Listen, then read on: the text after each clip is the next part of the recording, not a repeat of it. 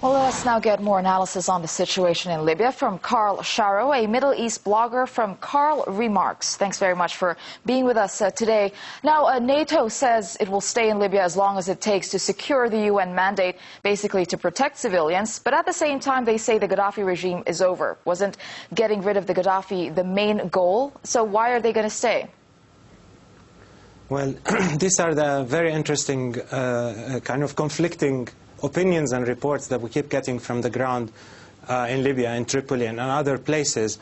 And it's coming both from NATO, who I think from March had rushed in to intervene in a situation they didn't quite understand. And they were, quite frankly, caught by surprise this time round, despite all the reports. And they can't quite come up with a coherent narrative of what their mission should be in Libya, or why they should be there at all from the beginning. And we're getting that as the same from reports on the ground. So while some people are jubilant and triumphant and are saying it's all over, we still have all these open-ended questions, and there's fighting continuing. And if you hear certain reports, it even says in certain neighborhoods in Tripoli. So I find it's a very interesting situation on the ground, but it actually reflects a bit of the confusion across all camps that are involved in the conflict at the moment.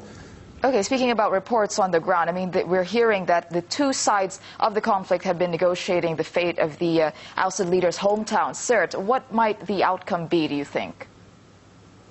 I think, what we've been hearing so far is some sort of transition of power, and we know that Colonel Gaddafi has said that he will never leave Tripoli.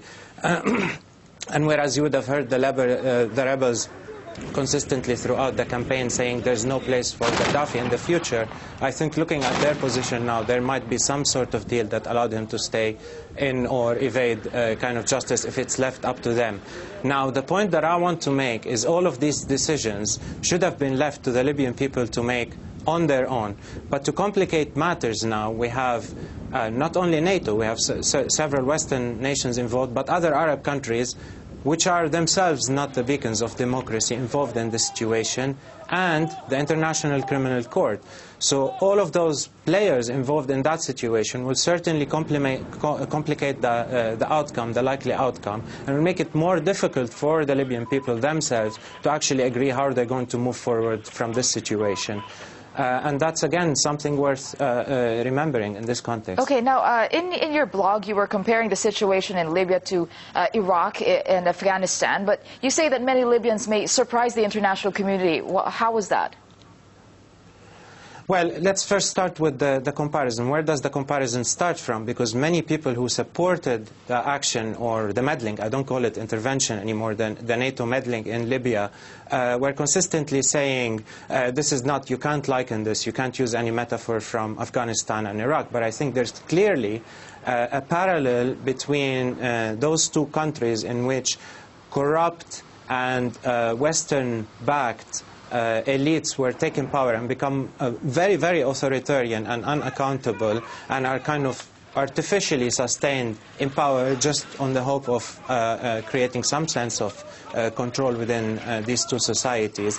And we have a parallel here with what happened with the TNC, the Transitional National Council in Libya, because it's not a secret that there's friction between them and other kind of more organic, let's say, movements and people who don't necessarily identify with the movement that have taken to arms to get rid of Gaddafi.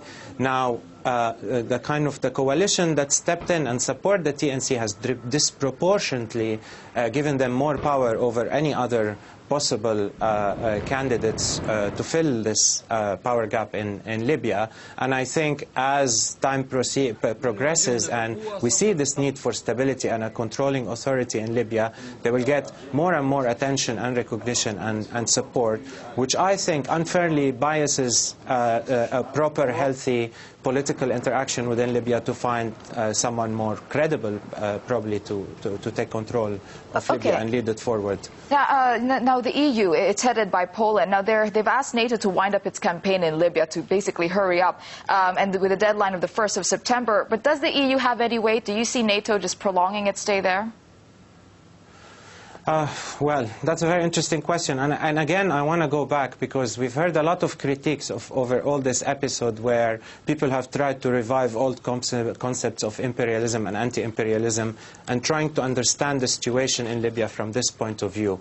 While that is helpful to a limited sense, what we have now is a complete confusion upon all the parts that decided to intervene on what their intervention was for, how it was justified, and what they see the outcome after that. So now we're going to get stuck, especially when it comes to the EU, with all these technical and bureaucratic considerations without any clear political direction about what should happen. And I think this further complicates the situation. I think what needs to happen clearly now is all forms of foreign meddling should stop, and the Libyans should be given the right and the chance to sort things out for themselves, which I have maintained consistently from the beginning. Okay, thank you very much there. Karl Sharro, Middle East blogger from Karl Remarks.